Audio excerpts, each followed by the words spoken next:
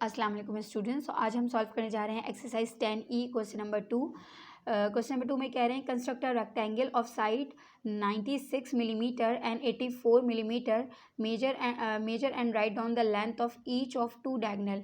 तो सबसे पहले आप ये चीज़ देखें कि यहाँ पे जो यूनिट है वो मिलीमीटर में गिवन है।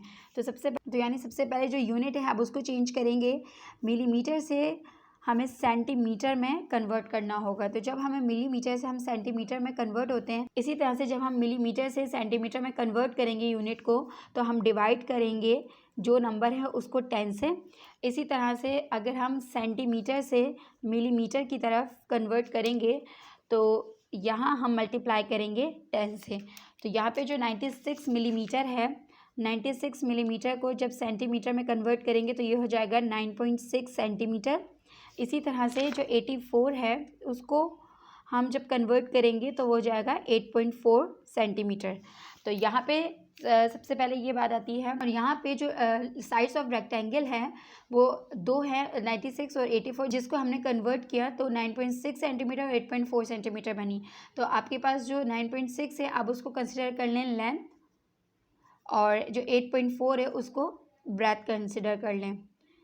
ठीक है। अब आपके पास क्या है कि आपको कंस्ट्रक्ट करना है रेक्टेंगुलर शेप।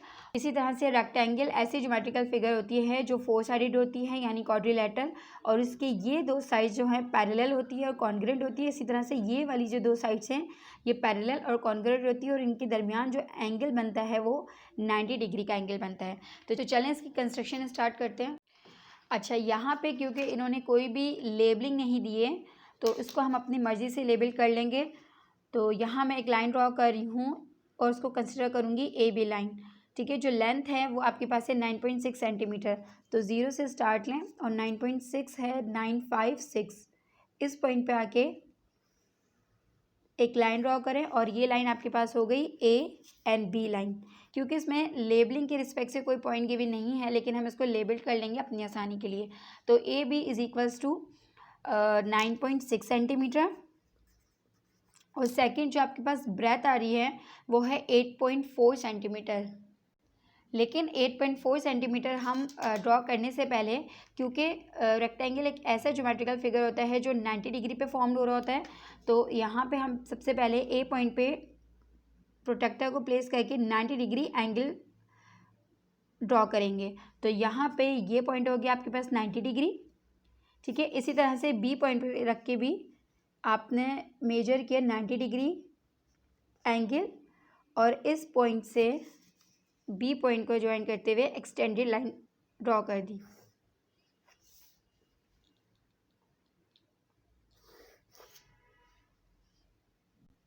अब ब्रेथ के लिए हम क्या देखेंगे, ब्रेथ के लिए कह रहे हैं कि वो 8.4 सेंटीमीटर है। तो 8.4 सेंटीमीटर का आर्क ए पॉइंट पे रख के यहाँ प्लेस करेंगे। इसी तरह से बी पॉइंट पे भी रख के 8.4 सेंटीमीटर का आर्क हम यहाँ प्लेस करेंगे, और फिर उन दोनों आर्क से जो पॉइंट जनरेट होंगे उन दोनों पॉइंट्स को ज्वाइन करते हुए एक रेक्टेंगल फॉर्म कर देंगे।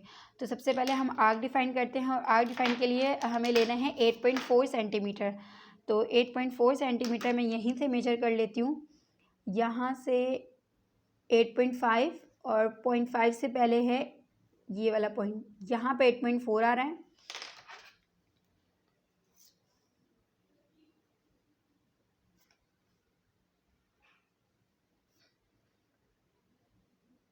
ठीक है। यहाँ से आपने बी पॉइंट पे प्लेस किया, यहाँ पे एक आर्क डिफाइन किया, इसी तरह से ए पॉइंट पे प्लेस किया और यहाँ पे एक आर्क डिफाइन किया।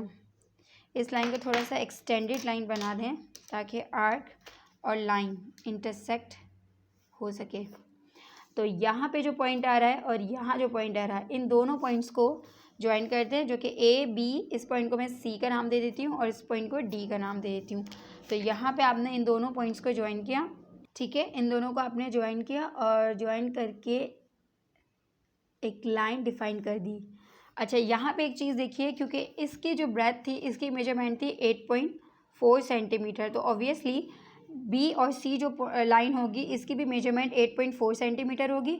इसी तरह से ए बी लाइन जो 9.6 सेंटीमीटर की थी, तो ये वाली लाइन जो है वो भी 9.6 सेंटीमीटर की होगी, जिसको आप चाहें तो मेजर कर सकते हैं। इस पॉइंट पे आपने स्केल को प्लेस किया और यहाँ देखिए 9.5 9.6 तक इसकी मेजरमेंट आ रही है। ठीक है, यानी ये मेजरमेंट और ये मेजरमेंट दोनों सेम हैं। इसी तरह से यहाँ इन दोनों लाइंस की ये दोनों मेजरमेंट सेम है। एक तरीका तो ये था। दूसरा तरीका क्या था कि आप परपेंडिकुलर यहाँ पे एक लाइन ड्रॉ करने के बाद डी पॉइंट पे प्लेस करते हैं कंपास को और ओपन करते हैं 9.6 और 9.6 का आर्क यहाँ पे प्लेस करते हैं, जिससे आपके पास इतना डिस्टेंस आ जाता कि डी और सी पॉइंट 9.6 बनता। यहाँ पे एक हमारे पास रेक्टेंगल शेप कंस्ट्रक्ट हो गई। अब लास्ट में क्या कह रहे हैं, right down the length of each of 2 diagonal.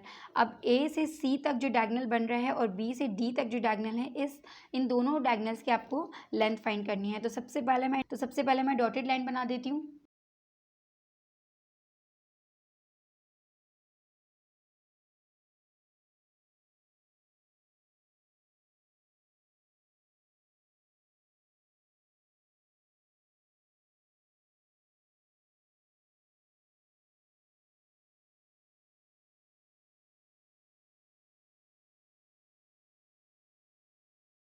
अब हमें इसके डायगोनल की लेंथ फाइंड करनी है।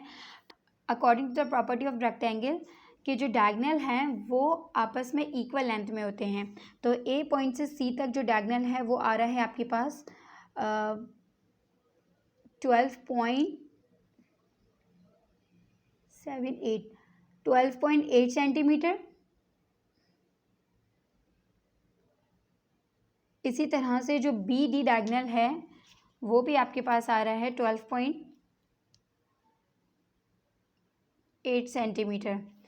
ठीक है, तो ये जो डायगोनल है, ये दोनों डायगोनल इक्वल इन मेजरमेंट है और इसकी मेजरमेंट कितनी है 12.8 सेंटीमीटर।